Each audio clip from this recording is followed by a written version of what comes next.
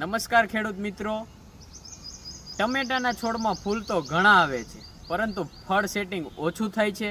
તો આ વિડીયો તમારા માટે ખૂબ જ મહત્વનો છે, કારણ કે ટમેટામાં સારી ઉપજ માટે માત્ર ફૂલ આવવા પૂરતું નથી, પરંતુ ફૂલને યોગ્ય ફળમાં રૂપાંતર કરવું જરૂરી છે.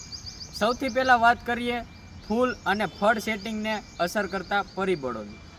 યોગ્ય તાપમાન, પાણીનું મેનેજમેન્ટ, ભેજ, છોડનું પોષણ અને પરાગનયન, આ પાંચેય બાબતો ખૂબ જ મહત્ત્વની છે. ખાસ કરીને ફૂલ આવવાના સમયે પાણીમાં વધારે ઉતાર ચઢાવ અને વધારે ગરમી હોય તો ફૂલ ખરવાની સમસ્યા જોવા મળી શકે છે. હવે વાત કરીએ પોષણની. ફૂલ અને ફળ સેટિંગ માટે છોડને સંતુલિત પોષણ આપવું જરૂરી છે.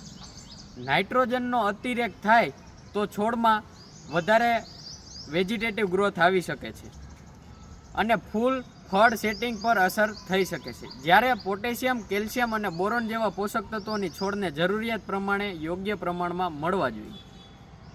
બીજી મહત્ત્વની બાબત એ છે પાણીનું મેનેજમેન્ટ. ફૂલ આવવાના સમયે છોડને ક્યારેક વધારે અને ક્યારેક ઓછું પાણી આપવાની ભૂલ ન કરવી.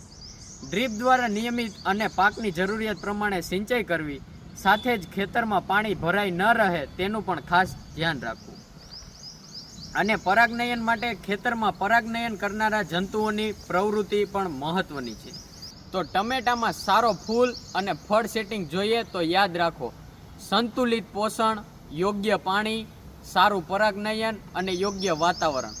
માત્ર ફૂલની સંખ્યા નહીં, પરંતુ કેટલાક ફૂલ સફળતાપૂર્વક ફળમાં પરિવર્તિત થાય છે, એ જ તમારી ઉપજ નક્કી કરે છે.